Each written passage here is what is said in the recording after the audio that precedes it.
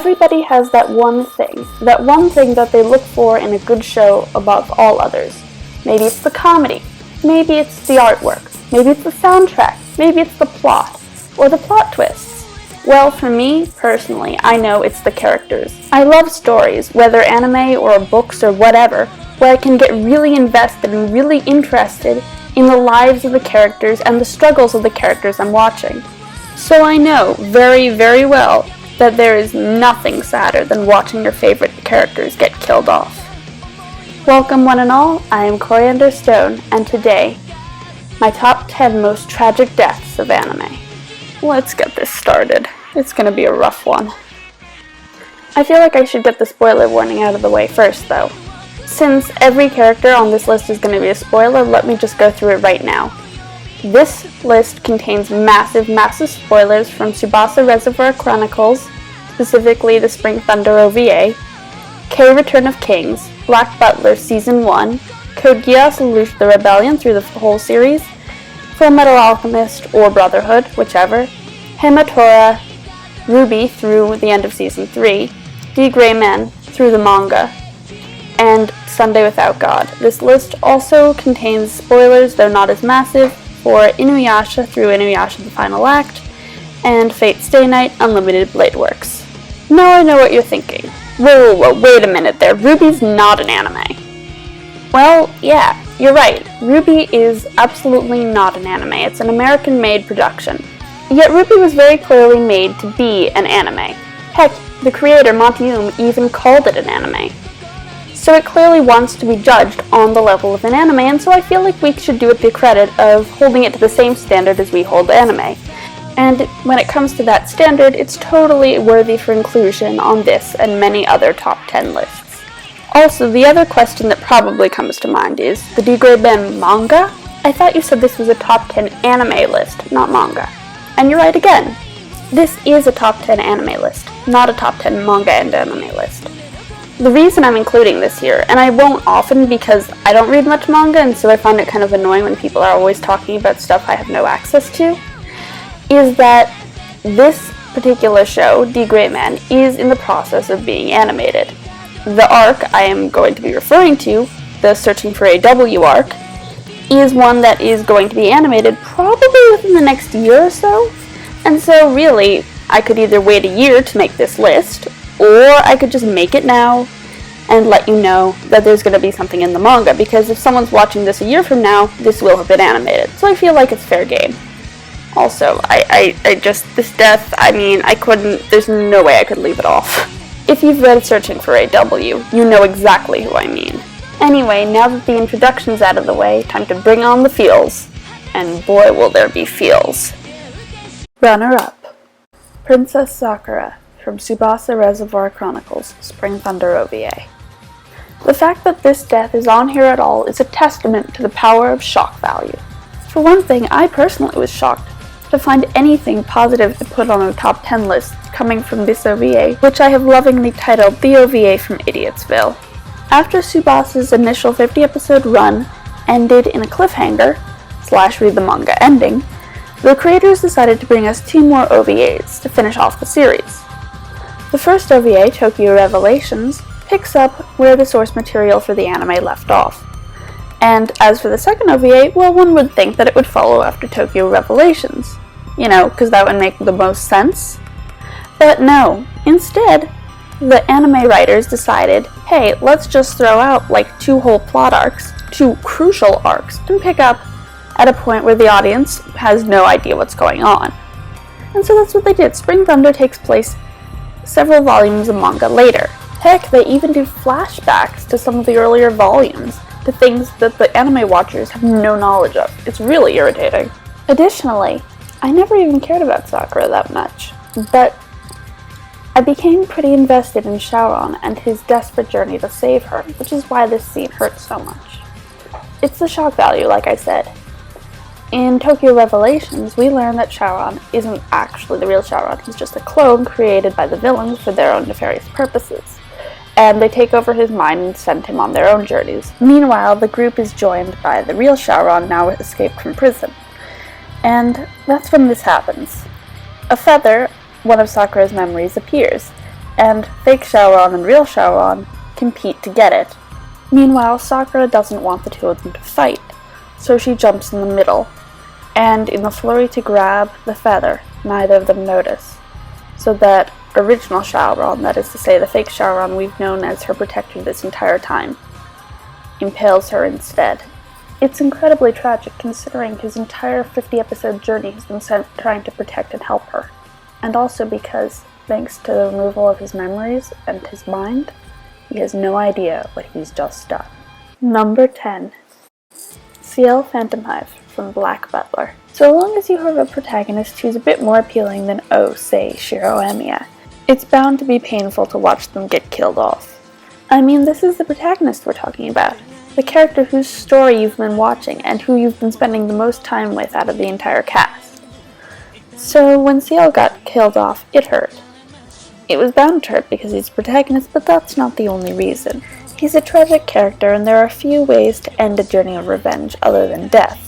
See a certain other character later down this list. And this is one you saw coming also, since CL's contract with Sebastian stipulated that after CL completed his revenge, Sebastian would take CL's soul. So I mean, you knew this was how this journey could end. The only way, really. But it's not so much the fact that you saw it coming that was tragic, as the execution. Haha, execution, I made a pun. Get it? Okay, I admit, that was lame. Anyway, moving on. The execution of this scene was what really made CL's death hurt for me. There's this great moment where Sebastian promises CL that he'll be as gentle as he possibly can about removing CL's soul, and CL replies no, that it's okay that it's going to be painful, because the pain is what's going to prove to CL that he had a life worth living. And I just thought that was really incredibly beautiful and eloquent, and it puts the ribbon on this tragic character, and the story of Black Butler, which, for all its comedy, is in the end a tragedy. Number 9. Elias Veal von Einsbrunn from Fate Stay Night Unlimited Blade Works. As far as I'm concerned, Ilia was the best master of UBW. She was also the single biggest point of connection between Fate Stay Night Unlimited Blade Works and Fate Zero. Her parents, Iris Veal and Kiritsugu, were two of the main characters from Zero. Both of them were incredibly well written, and the tragedies that befall each of them individually was incredibly hard to watch at the time. So anyone who watched Zero is automatically invested in their child, and Ilia lived up to all my expectations. She was the best of the masters and one of the best characters, and the episode that follows her and her past is easily my favorite in all of the Fate franchise. The show spends most of the episode on Ilia's past, giving us a real reason to love her besides her parents. It's the moment when you really find Ilia to be this amazing character in her own right, and then the episode ends by killing her off, in an incredibly violent and painful manner, no less. She desperately reaches out to Berserker to save her, the one person in the world who she feels connected to, only to have him struck down repeatedly by Gilgamesh. Then Gilgamesh comes to her, cuts out her eyes, and takes her heart to become the Holy Grail. And in a heartbreaking moment, she reaches out again for Berserker's lifeless corpse and finds comfort in it just as she herself dies. It's really heartbreaking to watch, and all the more so because she's the last living link to two of the best characters from Fate Zero. Number 8. Kagura the Wind Sorceress from Inuyasha the Final Act. Kagura's death came as a shock for many reasons. One was that it was the first major character death in the entire show, and considering that we're now into the final act, the sort of sequel close-up final season thing that came after more than 100 episodes, that's saying a lot. For another, we were only 2 episodes into the final act. This happens literally in episode 2. You see, Kagura spent the entire show searching for her freedom. She is a demon created by the demon Naraku, and as such, he holds her heart, quite literally, in his hand, and can destroy it at any point if she disobeys him. But Kagura, as her name implies, is the spirit of the wind, and so, like the wind, she wants to be free. She's spent the entire show so far working against Naraku in secret, trying to plot so that the people who are against him and who have the chance of killing him conveniently get past her or end up where his weaknesses are at convenient moments, hoping that one of them will destroy Naraku so that she can take her freedom. However, unfortunately for Kagura, Naraku isn't exactly stupid, and so Naraku decides to get rid of her. But he doesn't simply do this by crushing her heart. Rather, he confronts her about her treason, and returns to her heart. And the second she has it back in her chest and as free as she always wanted to be, he stabs her with his miasma and poisons her body so that she'll die. You see, before, Kagura couldn't die. So long as her heart endured, she would simply regenerate. However, now that it's back in her chest, she is mortal and killable. And Naraku chose this moment to tell her that now she could enjoy that freedom she so much sought. The whole irony of her regaining her freedom specifically to die is part of what makes her death so painful. And the few moments Kagura has left, she grapples with that very thing. The idea of losing her life and also getting her freedom back.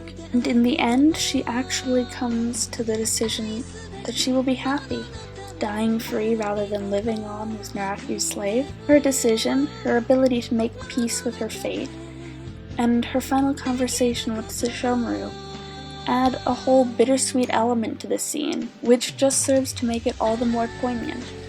Kagura's death has special meaning to me because Inuyasha was the first anime I watched, and so when the final act came out, I was really excited to get back to it.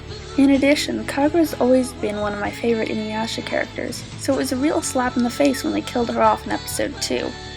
But I have to admit, her death was poignant, it was meaningful, and it fulfilled her character arc in a way that the audience could not have expected.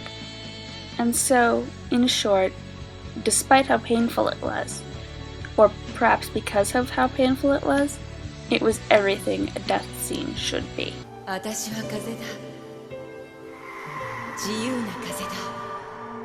Number 7.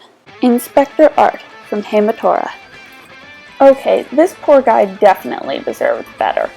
Art's investigation in a sudden increase of child crime led him to the discovery of the terrorist group Black Cosmos, and then to the discovery of the name of their leader, an ex-teacher at the Facultas Academy that both he and his best friend Nice attended, called Moral. After realizing that Moral's ultimate goal is to go after Nice, Art desperately tries to stop Moral before he can reach his friend. As soon as Art discovers that the name of Moral's group is the Black Cosmos, he realizes that Moral must have been the one who left the Black Cosmos flowers on Art's brother's grave, and rushes off to the cemetery where, sure enough, he finds Moral. The following confrontation therefore takes place in front of Art's brother's grave. Moral uses his shape-shifting minimum to put Art off his guard, taking him down and revealing to him at the same time that he actually killed one of Art's subordinates a while ago, and Art didn't even know it, because Moral used his minimum to take the subordinate's place. Art vows to protect Nice, but is stabbed by Moral. Just then, Nice calls to try and make up a fight he and Art had earlier that episode, and it's at that moment that Moral grabs up Art's gun and shoots him as he tries to reach for the phone, so that Art bleeds out on his little brother's grave. The whole thing's incredibly tragic and also incredibly shocking, since this is the first real character death to come in the series, and until now it didn't even feel like the sort of show that would have character death as a part of the plot. The whole scene's just completely out of nowhere, and totally at odds with the lighter tone set by the majority of the show. The more I talk about it, the more this death reminds me of a more shocking version of the number 5 spot on this list, although fortunately this death isn't quite as permanent as that one. But the lack of permanence doesn't stop this death scene from having been incredibly shocking, or from having taken the show down a new and much, much darker road, and it certainly doesn't stop it from having been incredibly tragic.